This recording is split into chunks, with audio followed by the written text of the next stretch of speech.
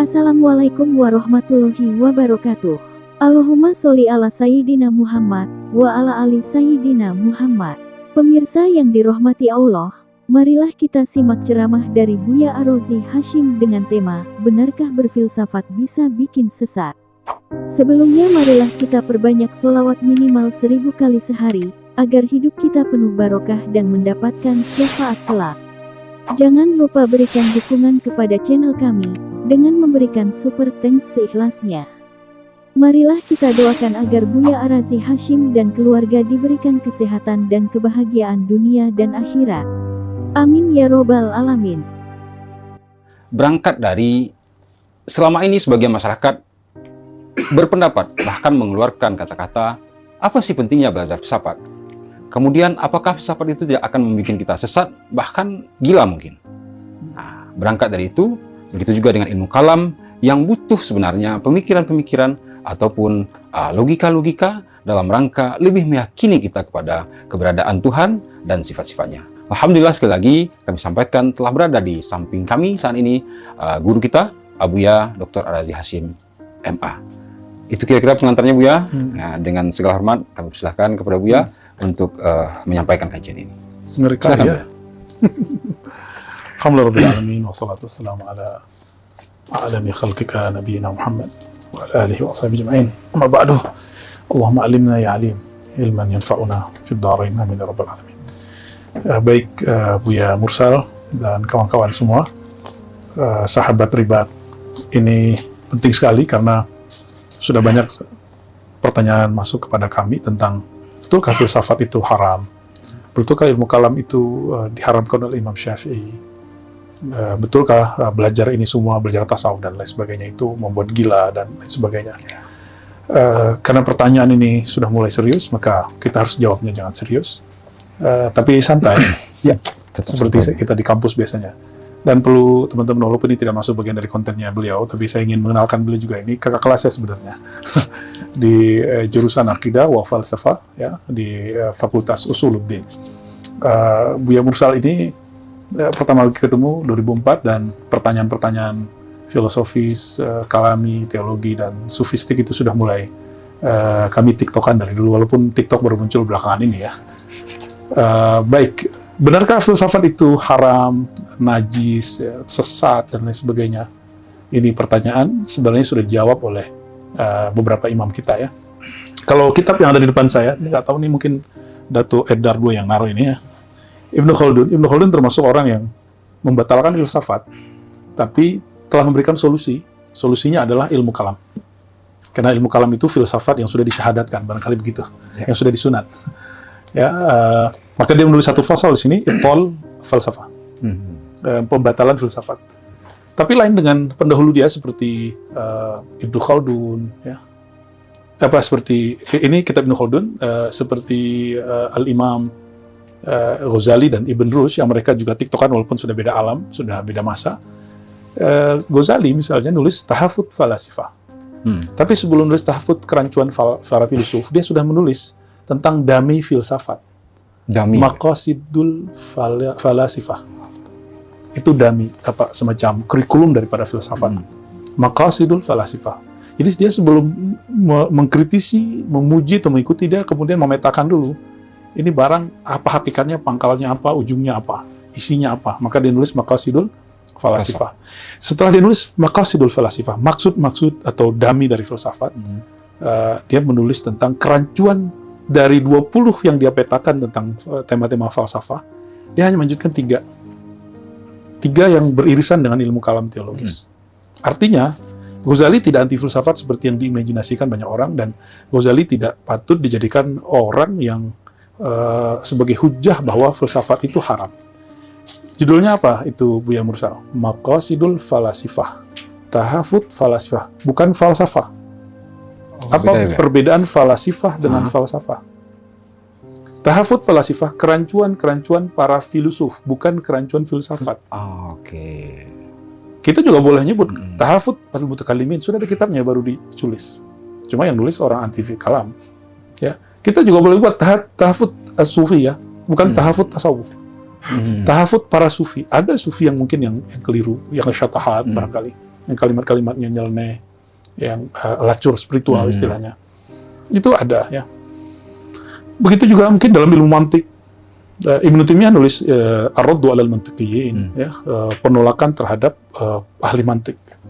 Itu ada ya. Kalau Ghazali dia tidak Ar-Raddu, dia merumuskan ulang sebelumnya. Jadi jauh sebelum Ibnu Taimiyah dan nulis Mi'yarul Ilm. Mi'yarul Ilm itu adalah Isagogi dan ilmu mantik yang ditulis Aristo yang kemudian dia Islamkan.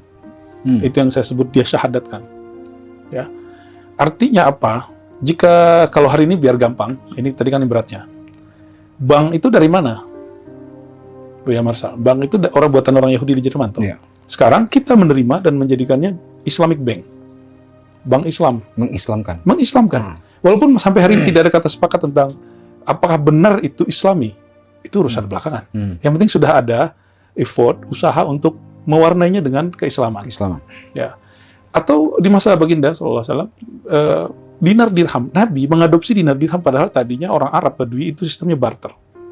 Sistem barter lalu mengadopsi mata uang dinar dirham yang mana dibuat oleh orang asing, yaitu Romawi dan juga Persia. Oh, ada yang mengatakan, oh ini di Quran. Ya, sebelum Quran diturunkan ke Nabi Muhammad SAW, Nabi kita, dinar dirham sudah dipakai. Lalu diadopsi oleh baginda Nabi SAW, lalu diislamkan bukan barangnya. Barang itu sangat netral. Dinar dirham tidak ada agamanya. Ya. Ada agamanya nggak dinar dirham? Duit itu ada agamanya nggak? Sama dengan musik, seni itu nggak ada agamanya. Tapi dia diwarnain dengan agama. Maka kemudian ada seni Islam, ada mata uang orang Islam gitu. Coba dolar itu ada agamanya nggak? Tidak. Ya, orang Islam ketika menggunakan dolar, apakah dia menjadi ikut Illuminati, Freemason, apa istilahnya? Ya. Apakah dia begitu kan? Tidak. Apakah dia jadi Kristiani kan? Tidak. Karena itu barang itu godaannya hampir sama dengan Muslim dan non-Muslim. Artinya, betul di filsafat itu ada beberapa yang membuat orang keliru, dan itu sudah dipetakan oleh ulama kita. Kalau kita tidak paham bab ini, maka mungkin mulai hati-hati hari ini untuk sekolah, untuk kuliah. Kenapa? Hampir semua mata kuliah dan jurusan yang ada di semua kampus, apa kampus Islam atau kampus non-Islam, itu semua adalah pecahan dari ilmu filsafat. Mau tahu contohnya? Contoh ilmu kedokteran, matematika, fisika, bahkan ilmu sosial, semua adalah anak daripada filsafat. Jika ada yang mengharamkan filsafat ke dalam usul fikih dan qawaid fikih, dalam qawaid fikih ada at-tabi' tabi'un. Jika kita mengharamkan sesuatu, maka yang turunannya maka haram juga. Berani? Ya. Jadi semua ilmu pengetahuan jadi haram jadi juga. Itu adalah kekonyolan yang diilmiahkan atau yang diagama-agamakan. Kita tidak mau seperti itu. Kita maunya ilmu pengetahuan yang direligiuskan, tapi sebenarnya nggak perlu. Pada dasarnya keilmuan itu sudah sangat religius. Orang alimnya yang tidak religius. Karena ilmu itu sifat Allah, ilmu itu dari Allah, dan kita bisa terima dari mana aja. Ya, begitu lebih kurang. Jadi saya tidak sepakat dengan orang yang mengharamkan filsafat. Itu orang tidak update, dan dia ketinggalan kira-kira berapa abad? Ya, 9 abad. Karena Ghazali sudah merumuskannya dan dia wafat 505. Sekarang 1445. Jadi orang ini masih nggak tahu Ghazali sudah merumuskan mana yang haram, mana yang tidak. Mana yang keliru, mana yang tidak, mana yang sesat, mana yang tidak. Baik. Ini ada ungkapan Buya yang menarik nih, Buya. Ilmu itu sesungguhnya sangatlah religius. Ya. Ini berharga sekali, sahabat. Dari penjelasan beliau tadi, dalam kehidupan sehari-hari, sahabat Ribat, terkadang kita mendua ya. Di satu sisi, sebagai masyarakat kita mengatakan, oh jangan belajar filsafat. Kemudian, oh, filsafat ini berbahaya. Anda bisa gila nanti. Oh, filsafat tidak Islami. Filsafat itu dari Yunani, tidak beragama seperti itu. Tapi di lain sisi, seperti kata beliau tadi, kita memakai pemikiran-pemikiran atau teloran anak-anak yang lahir dari filsafat seperti fisika, kimia, matematik, kemudian yang dari sosial, apakah sosiologi, antropologi, psikologi dan seterusnya. Di lain sisi kita mengharamkan induknya. Nah ini kan satu sikap yang harusnya perlu kita pertimbangkan kembali. Kemudian ada sedikit pertanyaan nih, Bu ya. Dari perjalanan ilmu filsafat kepada lahirnya para filsuf-filsuf Islam, apakah di sini boleh kita namakan ada Islamisasi ilmu pengetahuankah atau temuan-temuan baru dalam dunia Islam? Ya, jika istilah ini mesti digunakan untuk berdamai supaya umat Islam mau belajar pengetahuan, saya berdamai dengan istilah itu. Islamisasi. Tapi sebenarnya saya tidak percaya dengan itu, karena bagi saya al-ilmu nurun, seperti perkataan Waqi' yang guru Imam Syafi'i, ilmu itu nur, light. Makanya di Yunani itu ada gerakan Hellenism. Itu boleh disebut bahasa Arabnya tanwiriyah, gerakan penyebaran ilmu pengetahuan di dalam budaya dan semua hal ya. Jadi saya termasuk orang yang penganut bahwa ilmu itu sendiri adalah sifat Allah yang dia sifatnya universal, dan Allah tidak terbatasi oleh kepicikan kita yang merasa paling berallah, bertuhan gitu. Sesederhana itu ya. Nah, kemudian lagi seperti yang Buya jelaskan tadi terkait dengan kita bergerak sedikit kepada ilmu kalam misalnya dia. Kalau di dunia kampus kita biasa mempertanyakan atau berdebat Tuhan itu ada nggak sih? Nah, kemudian Tuhan itu sebenarnya kan yang ada di dalam pikiran. Itu filsafat. Ya, bukan ilmu kalam ya? Kan. Ya. Itu di filsafat itu ketinggalan. Apa di kalam pertanyaan itu sudah ketinggalan. Kalau dalam ilmu kalam. Nah, jadi barangkali ini perlu Buya pertegas lagi supaya pemahaman sebagian sahabat-sahabat kita yang nonton channel ini tidak salah paham tentang ilmu kalam. Karena ini baru sebagai mukaddimah ya, pengantar, kita belum masuk ke akar filsafat, akar kalam, apalagi akar tasawuf. Jadi wajar hal itu terjadi. Tapi perlu saya garis bawahi, pertanyaan mahasiswa atau dosen atau orang yang nyebut diri intelek, apakah Tuhan ada? Itu bukan pertanyaan kalami, pertanyaan teologis. Dalam teologis, seorang teolog sudah meyakini itu. Berangkat dari Namun bagaimana cara dia meyakini sesuatu yang sudah wujud, itulah teolog. Jadi teolog sudah ngelewatin proses pembukti, apakah Tuhan eksis? Apakah Tuhan wujud? Itu nggak perlu lagi teolog. Dia kalau bertanya begitu, dia filsafat. Kalau dalam filsafat, mungkin teolog itu kemunduran. Tapi dari sisi keagamaan, pertanyaan teologis itu kemajuan. Ya, jadi kalau saya nanya, apakah Tuhan itu ada? Maka ini pertanyaan seorang filosof.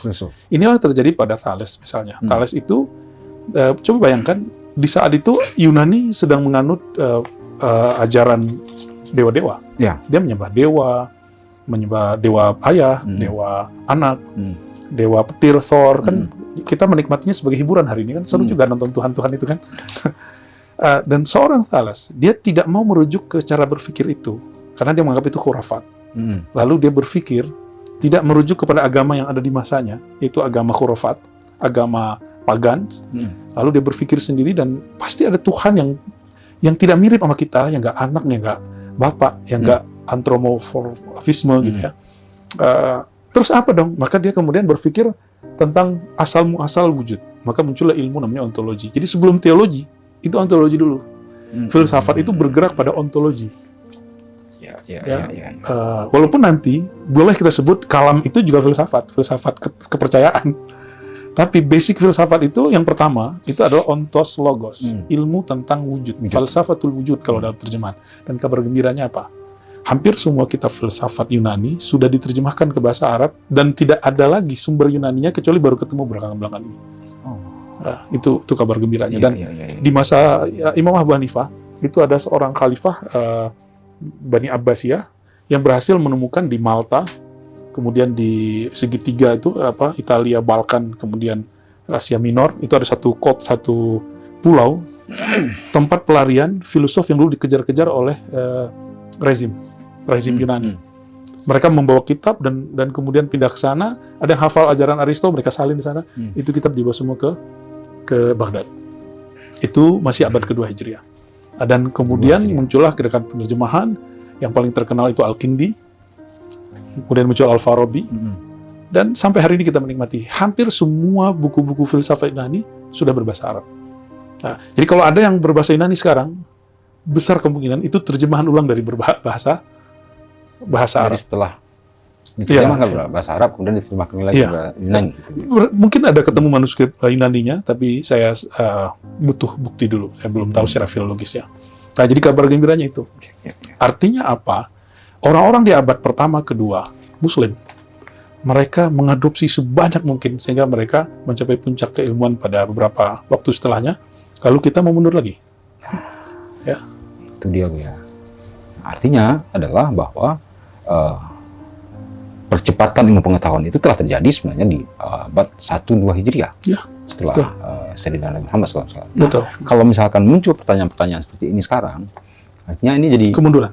jadi lucu ya. Ya. Jadi kemunduran akhirnya gitu. Nah, makanya konten ini menjadi sebuah konten yang penting para sahabat hebat supaya di apa namanya ini, di dalam kita menjalani kehidupan ataupun di dalam mencari ilmu pengetahuan, tidak muncul lagi pertanyaan-pertanyaan yang sebenarnya itu telah ditanyakan 12 abad yang lalu oleh para pendahulu-pendahulu kita gitu loh.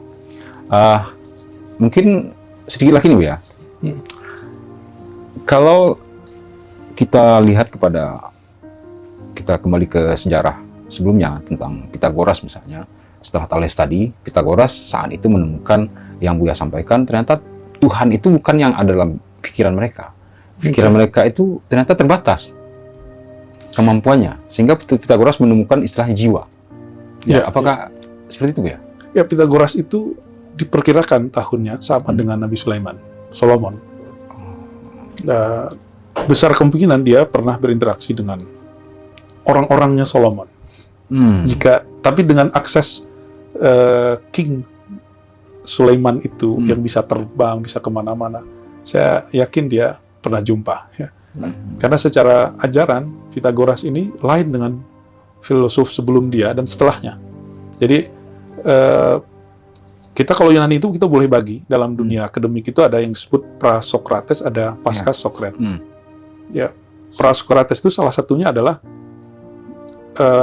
dimulai dengan Thales. Sebelum Thales sudah ada, coba nggak muncul namanya. Nggak masuk. Ya, kemudian murid dia, ya kalau Thales mengatakan air, lalu muridnya mengatakan tak terhingga dan lain sebagainya. Muncullah Pitagoras. Sebenarnya disebut bukan Pita, tapi pakai sa. Pitagoras ya. Pitagoras ini dia sangat unik, kompleks. Dia tidak hanya seorang filsuf yang ahli matematika yang menemukan teori segitiga. Ya. Jadi dialah yang mengajarkan orang Mesir gimana cara menghitung piramid, ketinggian piramid. Itu ilmunya Pitagoras. Ya, jadi Pitagoras ilmunya sampai ke Mesir. Bahkan mungkin sebelum Pitagoras sudah ada, tapi dengan adanya Pitagoras, itulah piramid yang sekarang bertahan itu kebanyakan adalah hasil-hasil yang pasca dia. Wallahu alam ya realnya, tapi itu yang kita dapat dalam sejarahnya. Lalu Pitagoras itu selain dia filsuf, fisika dan segala macam, dia yang pertama kali mengatakan bulan itu tidak bercahaya kecuali pantulan dari matahari. Huwa awwal man qala bihi. Orang pertama yang bicara begitu. Yang paling unik di kitab Al-Milal wa Nihal, itu Syahrastani mengatakan Pitagoras adalah orang yang diberikan kemampuan berbicara dengan tata surya. Jadi dia berdialog dengan bulan, berdialog dengan apakah itu khurafat? Tidak. Justru bagi saya ini satu mungkin bisa diinterpretasikan lain. Dialog itu apa gitu ya? Apakah dia kemudian berta'amul, apa terjemahan ta'amul ya? Mencoba untuk kontemplasi, memikirkan. Karena dia mengerti cara mengukur, maka dia akan mengukur jarak bumi dengan bulan. Itu sangat mungkin. Pitagoras itu juga tidak mau ikut mitologi Yunani, menyembah Tuhan matahari dan anak-anaknya dan segala macamnya. Dia kemudian mengajarkan ada Tuhan yang imateri. Dan cara untuk mencapai ke sana adalah manusia tidak dengan madinya, bukan dengan jisimnya, jasadnya. Dia mesti merawat yang disebut jiwa, soul. Ya, diterjemahkan ke dalam bahasa Arab ruh atau nafs ya. Itu masih kompleks dalam penerjemahan. Pitagoras ini sampai kemudian disebut membangun sebuah tarekat sufi pra-Islam. Tarekat sufi pra-Sayyidina Muhammad SAW. Jika ada kalam sebelum Nabi Muhammad, maka ini ada sufi sebelum Muhammad. Jika ada syariat fikih sebelum Muhammad, maka ini fikih sebelum Nabi Muhammad, kira-kira gitu. Dalam tarekat Pitagoriyah ini, dia mengajarkan apa? Untuk santri-santri dia, murid-murid dia, para pesuluk, itu tidak boleh makan kacang-kacangan. Dan untuk yang sedang latihan, riyadoh. Kata riyadoh yang hari ini disebut sebagai ilmu matematika, ilmu observasi, itu diambil spiritnya dari ajaran Pitagoras. Jadi Pitagoras itu apapun yang dia buat hasil dari riyadoh, hasil dari latihan. Dia nggak percaya kalau orang cuma mikir terus buat kesimpulan. Bagi dia, coba dulu dong. Ya, kalau benar ini hebat, kita cobain dulu, observasi dulu. Nah, Pitagoras itu setelah dia melakukan percobaan pada dirinya dan segala macam, dia kemudian menyimpulkan kita nggak boleh terlalu banyak makan yang bernyawa. Jadi murid-muridnya yang sedang riyadoh latihan itu nggak boleh makan yang bernyawa. Mirip-mirip toh? Mirip ya. Tapi ingat yang suluk sekarang bukan dari Pitagoras Iya, ya. iya. Tapi mirip. Orang dulu pakai pakaian, sekarang pakai pakaian. Emang pakaian kita ingin niru mereka kan jalan juga kan. Ini baju Cina nih kan, berarti orang Cina itu. Baju saya bukan Cina nih, beda lagi nih. Modelnya. Oke, apalagi dia melarang muridnya misalnya kalau makan terlalu kenyang. Mirip kayak Nabi Muhammad lah. Ya. Bagi dia kalau makan sisain harus ada yang disedekahin. Kurangi tidur. Ada waktu untuk kontemplasi dan segala macam. Untuk menopang ilmu-ilmu yang disebut nanti aljabar, ya, algebra apalah namanya itu ya. Ya, unik ya Pitagoras itu. Jadi kalau Pitagoras sudah mulai berpikir, barangkali kalau disebut kosmologi. Jadi Thales itu ontologi alam, sedangkan Pitagoras sudah masuk dari alam masuk kepada jiwa. Karena itu cara mengenal Tuhan. Kita boleh sebut kosmologi. Ya, logos, ya, kosmos logos, kosmo berarti manusia, logos ilmu tentang hakikat manusia. Ya karena kan kalau tidak salah nih Bu ya, dalam temuan jiwa itu, Pitagoras ini telah menemukan bahwa jiwa itu tidak mati. Ya. Cuman setelah manusianya mati, jiwa ini akan berpindah kepada mungkin binatang atau manusia lain. Itu masih diperdebatkan sebagai ajaran Pitagoras, apakah itu betul atau tidak. Oke. Jadi berarti secara tidak dapat dipastikan bahwa Pitagoras mengakui reinkarnasi sebenarnya. Sebenarnya ada perpindahan yang dalam reinkarnasi versi Islam itu ada, tapi bukan reinkarnasi seperti itu. Reinkarnasi versi Islam itu sederhana. Kita mati, nanti akan dihidupkan dengan tubuh yang beda, cuma tulang ekornya sama, tubuhnya sudah lain. Chip mungkin. Ya, itu reinkarnasi versi kita. Di luar itu kita, wallahu alam, kita nggak terima. Ya, kita nggak tahu konsep-konsep di luar itu yang sahih. Ya. Baik, sahabat Ribat dimanapun berada, seperti yang beliau sampaikan tadi, kajian ini sangat syarat dengan makna, namun sengaja kita kemas dengan santai, dengan nggak perlu terlalu kaku dan tegang, supaya ilmu yang beliau sampaikan tadi juga bisa kita serap secara pelan-pelan dan bisa kita pahami kembali bahwa sebenarnya berfilsafat atau mempelajari filsafat, ilmu kalam dan lain sebagainya itu tidaklah berbahaya dan tidaklah sebagaimana yang sebagian masyarakat membayangkan selama ini. Buya, terima kasih Buya. Mungkin untuk pembukaan kali ini kita cukupkan dulu sampai di sini.